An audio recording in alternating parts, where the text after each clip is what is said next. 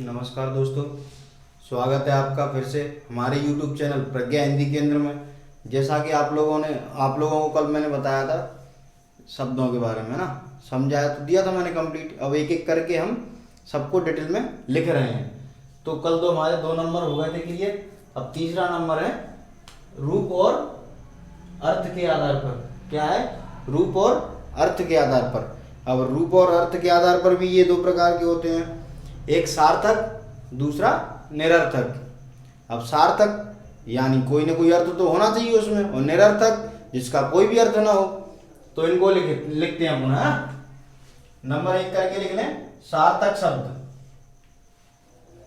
किसी निश्चित अर्थ का बोध कराने वाले, किसी निश्चित अर्थ का बोध कराने वाले शब्दों को सार्थक शब्द कहते हैं। कैसे शब्द? सार्थक शब्द कहते हैं। किसी निश्चित अर्थ का बोध कराने वाले शब्दों को सार्थक शब्द कहते हैं। इनमें कौन कौन से आते हैं? देखो, पर्यायवाची, विलोम, एकार्थी, अनेकार्थी, समुच्चरित, अनेक शब्द के लिए एक शब्द ये लिख दिए मैंने इधर। एकार्थी, अनेकार्थी, पर्यायवाची, विलोम, समुच्चरित, अनेक शब्द के लिए एक शब्द। इनमें सार्थक शब्द में ये आते हैं, क्योंकि इनके सभी के अर्थ होते हैं। सभी शब्दों के अपने अपने अर्थ होते हैं। निरर्थक शब्द जिन शब्दों का कोई अर्थ नहीं होता है, जिन शब्दों का कोई अर्थ नहीं होता है, वे शब्द क्या कहलाते हैं? निरर्थक शब्द कहलाते हैं। वे शब्द निरर्थक शब्द कहलाते हैं। जैसे डंडा बंडा, रोटी बोटी, पानी वानी। अब इनमें ये बंडा है, ये बोटी है, ये वानी है, ये क्या हुए? इनका कोई अर्थ तो निकलता नहीं है, ये निरर्थक शब्द कहलाते हैं, जिनको हम लोग अपनी भाषा में कुछ भी बोल देते हैं। अब इनको सार्थक शब्दों को एक एक करके हम लिखेंगे। एकार्थी शब्द कौन से? एकार्थी शब्द हिंदी व्याकरण में जिन शब्दों के एक अर्थ होते हैं, हिंदी व्याकरण में जिन शब्दों के एक अर्थ होते हैं वो क्या कहलाते हैं? एकार्थी शब्द कहलाते हैं। एकार्थी शब्द एक अर्थ वाले, कमल, संधि, रज आदि। अगर और भी डिटेल में आप लोगों को पढ़ना है, जैसे ये बोलेंगे कि सर आपने इतने ही उदाहरण लिखा है, ज्यादा से ज्यादा उदाहरण लेने के लिए और ज्यादा से ज्यादा इन शब्दों के बारे में डिटेल में लिखने के लिए 100 200 और भी ज्यादा, तो मेरे व्हाट्सएप पे आप कमेंट भेजें, नंबर मेरा लिखा हुआ है, तो मैं आप लोगों को पीडीएफ डाल दूंगा। अनेकार्थी शब्द, एकार्थी लिख लिया, अनेकार्थी जिन शब्दों के अनेक अर्थ होते हैं वे शब्द अनेकार्थी कहलाते हैं। अनेक अर्थ क्या कहलाते हैं? अनेकार्थी शब्द कहलाते हैं। जैसे अंग, क्या है? अंग। अंग का क्या मतलब होता है? भाग भी होता है, हिस्सा भी होता है, अवयव भी होते हैं। अंग अवयव भी होता है, इसका मतलब भाग भी होता है, हिस्सा भी होता है। एक अर्थ, एक शब्द जिनके अनेक अर्थ होते हैं, तो शब्द तो एक ही है, इसके अर्थ भिन्न भिन्न है, अलग अलग है, बहुत सारे। काल, काल को हम समय भी कहते हैं, शत्रु भी कहते हैं, यमराज भी कहते हैं। काल को समय कहते हैं, शत्रु कहते हैं, यमराज भी कहते हैं। गति, गति को हम चाल कहते हैं, मोक्ष कहते हैं, गमन कहते हैं, जैसे आदि। इनके बारे में डिटेल में और भी मैं पीडीएफ बना के पीडीएफ है मेरे पास, मैंने बना ली है। आप लोगों को जो मेरी क्लास रोजाना अटेंड कर रहे हैं वो लोग मेरे व्हाट्सएप पे कमेंट भेजें, तो मैं आप लोगों को पीडीएफ भेज दूंगा।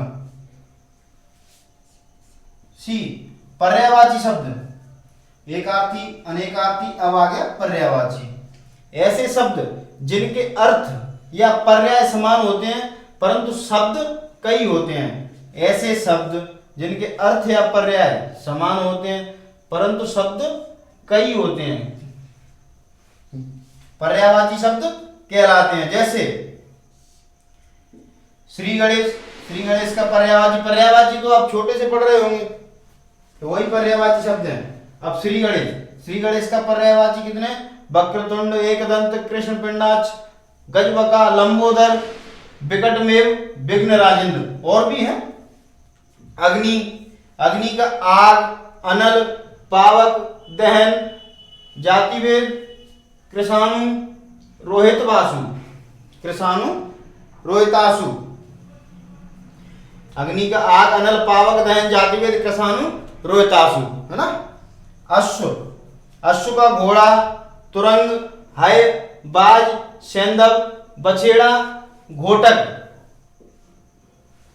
अमृत, अमृत का अमी, पीयूष, अमी, मधु, सोम, सुधा, सुरभोग।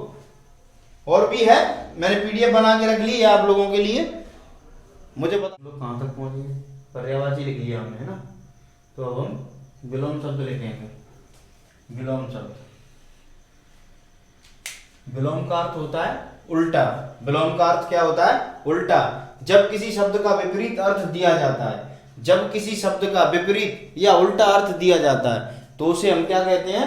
विलोम शब्द कहते हैं। जैसे भाई का बहन, बर का वधू, राजा का रानी, कुत्ता कुतिया, कड़वा मीठा, आस्था अनास्था, मान अपमान आदि, अनादि संभव असंभव।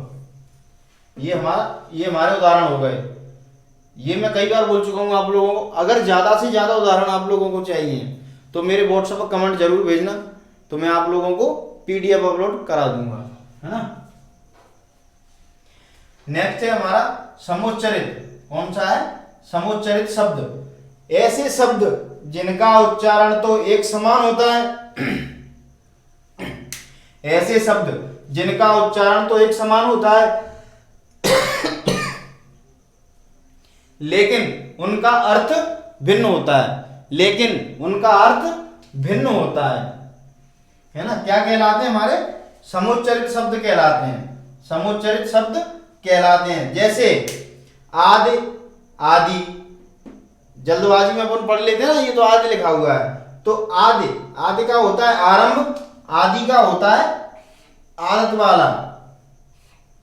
आदि का होता है आरंभ, आदि का मतलब होता है आदत वाला। जैसे अवधि, अवधि, अवधि, अवधि का मतलब होता है समय सीमा। अवधि का मतलब होता है हिंदी की एक बोली, मैंने आप लोगों को बताई थी। अवधि का मतलब होता है हिंदी की एक बोली। गिर, गिरी, गिर का अर्थ होता है पर्वत, गिरी का अर्थ होता है बीज या गुदा, बीज या गुदा। दारू, ये छोटे की मात्रा लगी हुई, ये बड़ी हुई। दारू, दारू, दारू, तो दारू का मतलब होता है लड़की और दारू का मतलब होता है शराब या हाल, शराब और हाल। समुच्चरित शब्द ऐसे शब्द जिनका उच्चारण तो एक समान होता है लेकिन उनका अर्थ भिन्न होता है। शब्द लगते तो एक जैसे हैं लेकिन इनके अर्थ अलग अलग निकलते हैं, भिन्न भिन्न निकलते हैं। नेक्स्ट पढ़ेंगे हम अनेक शब्द के लिए एक शब्द। क्या? अनेक शब्द के लिए एक शब्द। अब ये तो सभी लोग जानते होंगे, मतलब कोई भी बड़ी बात हो उसको हम एक ही शब्द में बता दें, किसी भी वाक्य को हम एक ही शब्द में प्रकट कर दें, क्या कहलाते हैं? अनेक शब्द के लिए एक शब्द। हिंदी भाषा में अनेक शब्दों में एक नजर शब्द का प्रयोग करने से वाक्य के भाव का पता लगाया जा सकता है। जैसे कि कोई बड़ा वाक्य हो उसे एक ही शब्द में बोले, जैसे उस वाक्य का भाव पता लग जाता है। उदाहरण भी देख लेते हैं हम लोग। जैसे जो पहले कभी न हुआ हो, जो पहले कभी न हुआ हो, क्या होता है? अभूतपूर्व।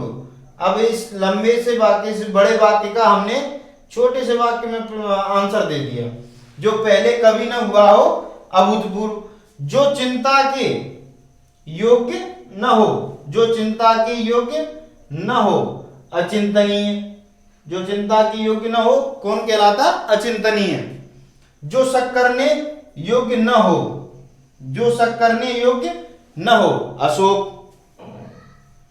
जो इंद्रियों द्वारा न जाना जा सके, जो इंद्रियों द्वारा न जाना जा सके, अतीन्द्रिय, अगोचर। अतीन्द्रिय और अगोचर। जो खाने योग्य न हो, अखाद्य। जिसे जीता न जा सके, अजेय। तो ये तो अच्छे से समझ में आ गया। वो अनेक शब्द के लिए एक शब्द। ये सारे शब्द हम छोटी क्लास से ही पढ़ते हुए आते हैं, तो अधिकतर लोगों को इनके बारे में पता होगा। लेकिन हमें अब कंपटीशन का एग्जाम देना, तो इनमें हमें ज्यादा से ज्यादा शब्द पढ़ने पड़ेंगे, तभी क्या पता कौन सा आ जाए। क्या पता, कंपटीशन है, कोई सा भी आ सकता है। तो हमने आज क्या पढ़े थे, रूप और अर्थ के आधार पर सार्थक और निरर्थक। सार्थक जिनका अर्थ होना चाहिए, निरर्थक जिनका कोई भी अर्थ न होता हो। सार्थक में एकार्थी, अनेकार्थी, पर्यायवाची, विलोम, समुच्चरित, अनेक शब्द के लिए एक शब्द, ये सभी हमने पढ़ लिए। अब कल हम पढ़ेंगे क्या, प्रयोग के आधार पर। किसके आधार पर पढ़ेंगे कल हम, प्रयोग के आधार पर। अब प्रयोग के आधार पर भी मैंने आप लोगों को बताए थे,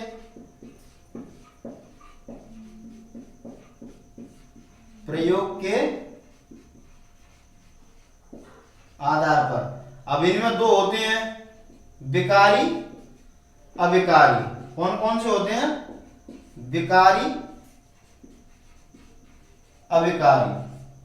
अब विकारियों में कौन आते हैं, संज्ञा, सर्वनाम, क्रिया, विशेषण। अविकारी, अविकारी में हमारे कौन कौन से आते हैं, समुच्चय बोधक,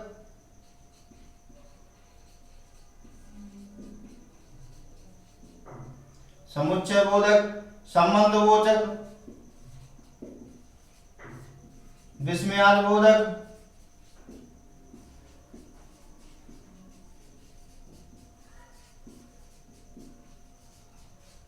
विस्मयाद बोधक, क्रिया विशेषण।